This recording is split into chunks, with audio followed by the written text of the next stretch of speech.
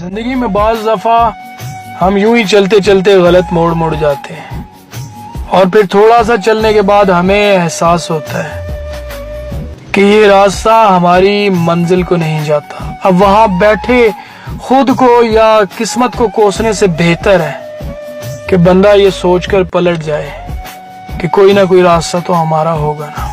गुफ्तगू के लिए इंसान मुंह तो अपना खोलता है मगर तरबियत उसके बड़ों की बोलती है। शायद इसीलिए कहते हैं आदतें नस्लों का पता देती है। हम जब किसी को फौरी दस्तयाब हो जाते हैं तो उसका ये मतलब हरगिज नहीं है कि हम फारिग हैं या हमें और कोई काम नहीं है। उसका मतलब है हमें सब कामों से आप अहम है, लेकिन अफसोस तब हमें फजूल समझकर एक तरफ कर दिया जाता है। हकीम लुकमान से एक बार पूछा गया कि मौत से ज्यादा तकलीफ दे लम्हा कोई है, तो फरमाया हाँ है, जब कोई सफेद पोश इंसान इंतहाई मजबूर होकर किसी के आगे हाथ फैलाए, तब उसके लिए वो लम्हा मौत से ज्यादा तकलीफ दे होता है। अल्लाह किसी सफेद पोश पर वो वक्त ना लाए, आमीन।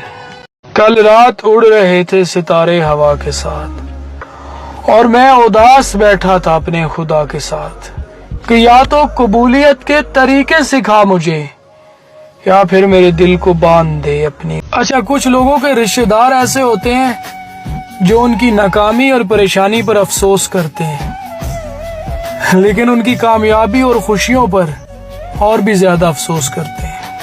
मेरी जिंदगी में सबसे बड़ी तब्दीली तब आई जब मैंने खुद को ये समझाया कि जो तुम्हारा नहीं वो तुम्हारे दांतों के बीच से भी छीन लिया जाएगा और जो तुम्हारा है वो दो पहाड़ों के दरमियान से भी निकाल कर तुम्हारी झोली में रख दिया जाएगा। और ये उसकी तकसीम है। मेरे अल्लाह को अपने बंदे बड़े प्यारे हैं। जिंदगी में बाज़ दफा हम यूं ही चलते चलते गलत मोड़ मुड़ जाते हैं और फिर थोड़ा सा चलने के बाद हमें एहसास होता है कि ये रास्ता हमारी मंजिल को नहीं जाता। अब वहां बैठे खुद को या किस्मत को कोसने से बेहतर है कि बंदा ये सोचकर पलट जाए कि कोई ना कोई रास्ता तो हमारा होगा ना।